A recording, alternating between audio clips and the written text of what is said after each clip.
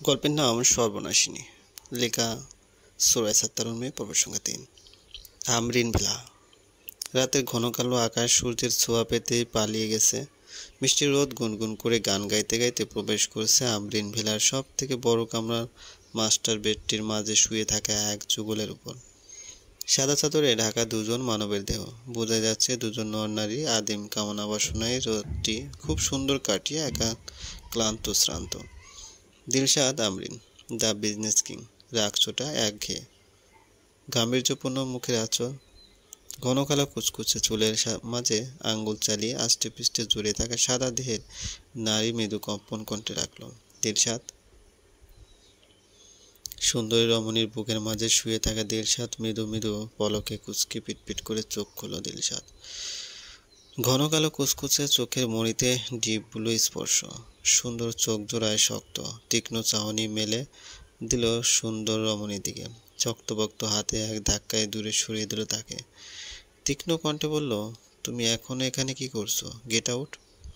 বলতে বলতে বিছানা থেকে নেমে পড়ল দিলশাদ। নাইট গাউনটি তার অত্যাশ্চর্য দেহটি লুকিয়ে পা বাড়ালো ওয়াশরুমের দিকে। ওয়াশরুমের ঠিক সামনে এসে থেমে গেল দিলশাদ। পিছনে না ফিরেই ডান হাতের দুটি আঙ্গুল তুলে ঠান্ডা ভার গলায় বলল, তোমার কাছে 2 মিনিট সময় আছে। You just get out my house. বলেই ঢুকে গেল ওয়াশরুমের ভিতরে। বাইরে রয়ে গেল সুন্দরী রমণীর ক্রোধান্বিত মুখ আর ভাঙা হৃদয়। মারিয়া উঠে দাঁড়ালো। দিলশাদের কামরায় হক বসাবার বৃথা চেষ্টায় না করছে সে, কিন্তু দিলশাদ যেন পাথর। আয়নার সামনে গিয়ে নিজের দেহখান একবার দেখে নিল। এই চেহারার জন্য লক্ষ লক্ষ মানুষ তার ফ্যান। চলচ্চিত্র জগতের কত দাম, কত মূল্য নেই শুধু দিলশাদের কাছে। শুধু শারীরিক চাহিদাটুকুর জন্যই কি সে? তাও আবার দিলশাদ এতেও যেন অতৃপ্ত। কি চায় তার? কি চায়? এসব আকাশ কুসুম ভেবেই মারিয়া চোখের জলটুকু মুছে নিল। দিক সেদিক ছড়িয়ে ছিটিয়ে থাকা কাপড় তুলে নিয়ে গায়ে জড়িয়ে চোখের কোণের জলটুকু মুছে বিদায় হলো মারিয়া। ঘণ্টাখানেক পানির নিচে দাঁড়িয়ে থেকে ওর দিলশাদের শরীরের গরম যেন কমছে না, না ঠান্ডা হচ্ছে বুকের ভিতরটা। চোখ দুটি জ্বলছে দিলশাদের। বুকের ভিতরে মাঝে মাঝে খা খা করে চৌচির মাঠ। কেমন যেন খালি খালি, যেন ভিতরটা তছনছ হয়ে গেছে। বাহিরটা শুধুই আবরণ। দিলশাদ এক হাতে ওয়াশরুমের দেওয়ালে রাখলো। চোখ দুটি বুঝতে ভেসে উঠল একটি মুখ বিড়বিড় করে বলল, তুমি কি সত্যিই মরে গেছো? শেখ বাড়ি। আধারের সাথে আলোর গভীর সম্পর্ক। আধারের মাঝে হারিয়ে যায় ছায়ার অস্তিত্ব, কিন্তু এক চিলতে আলোর মাঝেই ছায়ার দেখা মেলে। কখনো দুঃখ বা কখনো কষ্ট ছায়া ঠিক তার বন্ধুত্বের দায়িত্ব পালন করে। আধার যদি কখনো গভীর ঘন কালো রাতের মতো লম্বা হতে থাকে, তখন আরও কোনো মানুষ আপনার পাশে থাকুক আর না থাকুক, আপনার অস্তিত্ব, আপনার ছায়া আপনার পাশে উপস্থিত থাকবে। যেভাবে সিনহার জীবনে হয়েছে। ছোট থেকে বন্ধু বলে সাথে পেয়েছে নিজের ছায়া, নিজের অস্তিত্ব। আজও একটি রাত কেটে গেছে বাইরে আলো আঁধারে খেলা দেখতে দেখতে সিনহার। পুরনো স্মৃতি আজও তাড়া করে বেড়ায় তাকে। সিনহার চোখ বুলালো মিষ্টি রোদের সাথে। তাল মিলিয়ে শীতল বাতাস স্পর্শ করে গেল সিনহার ঘন কালো চুল। সিনহার চোখ ভিজে উঠল, পুরনো স্মৃতি ভেসে উঠল। আজকের মতো সে দিনও ছিল আয়োজন, আমেজ, ফুর্তি। আজ থেকে ঠিক 2 বছর আগের ঘটনা। দিলশাদ আমরিনের বিজনেস সাফল্যের 3য় বছর পদার্পণে সেদিনও বড় সড়ো পার্টি দিয়েছিল। সেদিন অ্যানাউন্সমেন্ট হয়েছিল খুব শীঘ্রই বিয়ে করতে যাচ্ছে শের তালুকদারকে। শের তালুকদার, যার ভাগ্য ছিল দিলশাদ নাকি অনাথ, নামহীন কিংবা নাজায়েজ মেয়ে সিনহা। দিলশাদ দেশে ফিরেই শেরকে আপন করে নেয় এবং দুজনের ভালোবাসার গুঞ্জন প্রতিটি খবরের কাগজে কাগজে থাকতো তখন।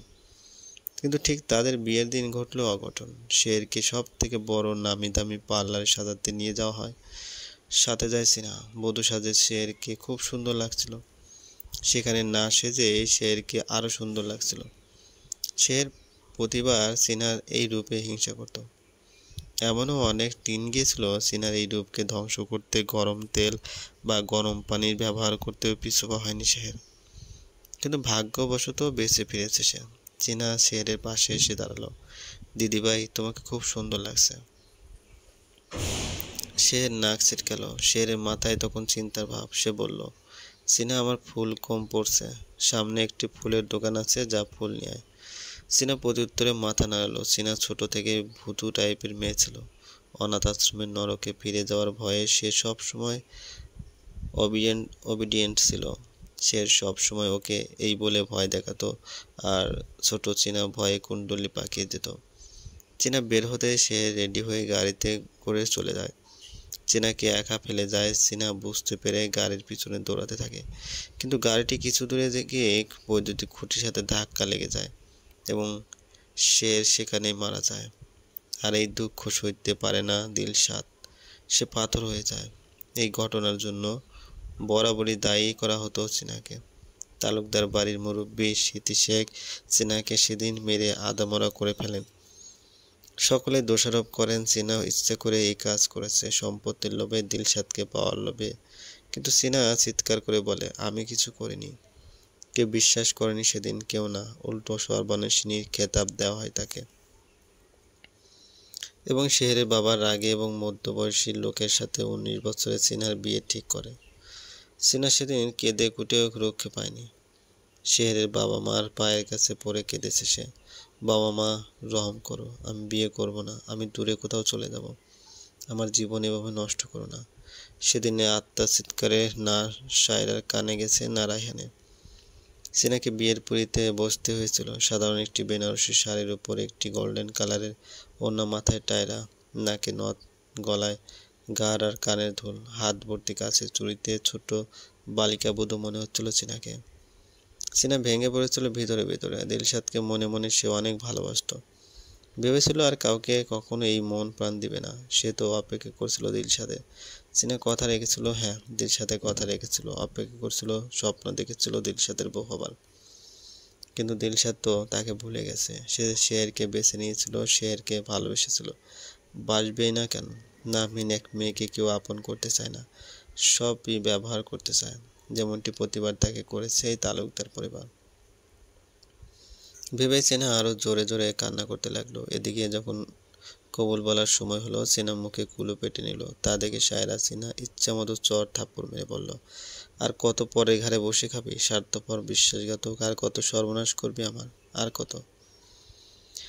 সিনহার কান্নার কারণে শ্বাস আটকে গেছিল, তবুও সে বলেনি। কিন্তু এতেও রক্ষে নেই যেন। স্মৃতি তালুকদার জ্বলন্ত কয়লা নিয়ে এসে চীনার পায়ে ছুঁয়ে দিতেই চীনা চিৎকার করে উঠল। এরপর আর ছোট চীনা সইতে না পেরে হিচকি তুলে সেই কবুল বলতে নিল। তখনই এক লম্বা, এক দীর্ঘ দেহের ব্যক্তি এসে দাঁড়ালো চীনার সামনে। চীনা কান্নার জন্য চোখ দুটি ফুলে গেছিল, টমেটোর মতো লাল, গাল দুটি টকটকে হয়ে গেছিল। হাঁটু গেড়ে যুবকটি বসলো চীনার কাছে। চীনা খুব কষ্টে উচ্চারণ করলো, দিলশাদ। কিছু একটা পড়ার শব্দে চীনার ধ্যান ভাঙল। সময়ের গতির সাথে চীনা এখন সুস্থ। আজ শেখ বাড়িতে চলছে আয়োজন।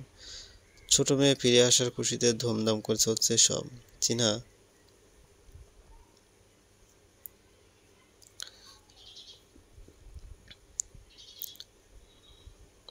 চীনা সপ্তপর্ণে শ্বাস ছাড়ল। অন্যের অস্তিত্বকে নিজের মাঝে বাঁচিয়ে রাখা অনেক বড় দায়িত্ব, যা পদে পদে আমল করবে চীনা। এই পরিবারের মানুষগুলোর কাছে ঋণী যে চীনা। চীনার ভাবনার মাঝে দরজায় টোকা পড়ল। চীনা তার মৃদু কর্কশ কণ্ঠে বলল, কামিং। একজন কাজের লোক কয়েকটি ব্যাগ নিয়ে হাজির হলো। ম্যাডাম, বড় স্যার এইগুলো পাঠিয়েছেন আজকে পার্টিতে পড়ার জন্য। ঠিক আছে। কাজের লোকটি চলে গেল। চীনা কাপড়গুলো বের করে ছুঁয়ে দেখলো। তালুকদার বাড়িতে থাকার সময় চীনাকে সময় শের পুরনো কাপড় পরতে দেওয়া হতো। সেগুলোই সুন্দর করে ধুয়ে আয়রন করে পরতো চীনা।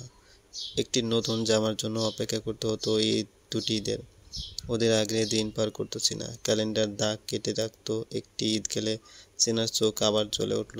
বড় বড় চোখ জোড়া টলমল করছে পানিতে। কিন্তু চীনা নিজেকে সামলে নিল। ঘন ঘন ঢুকলে তৈরি হয়ে বের হতে বাইরে তরুণকে সোফায় বসে সিগারেট টানতে দেখলো। চীনা মুচকে এসে বলল, ভাই আপনি কখন এলেন? তরুণ তার দাম্ভিক মুখখানায় বিষণ্ণ হাসলো মাত্রই। আমার বোনটিকে সুন্দর লাগছে। চীনা প্রত্যুত্তরে হাসলো। তরুণের কাছে গিয়ে সিগারেট কেড়ে নিয়ে ফেলে দিল। অভিমানী কণ্ঠে বলল, ভাই আপনাকে না করেছি এসব খেতে। তরুণ বোনের মাথায় হাত বুলিয়ে বলল, অনেক দিনে অভ্যাস তো, চেষ্টা তো করছি। চীনা তরুণের হাত ধরে বলল, আপনি এমন কেন ভাই? তরুণ ফিকে হেসে বলল, আমি এমনি। কারণটা তো বোন হিসেবে জানতেই পারি। পারো। আমারও একটা গল্প আছে। আমি একজনকে হারিয়ে ফেলেছি নিজের অবহেলার জন্য। এখন আর তাকে খুঁজে পাই না, আর হয়তো পাবও না। চীনা আশ্বস্ত করে বলল, ট্রু লাভ কখনো হারায় না ভাই, দেখবে সে চলে আসবে। তরুণ বলল, আই হোপ সো। কিন্তু তোমার ভালোবাসার মানুষ কিন্তু আজ আসবে। The game start now. চীনা মাথা নাড়ল। সময় এসে গেছে শত্রুপক্ষের মুখোমুখি হওয়ার।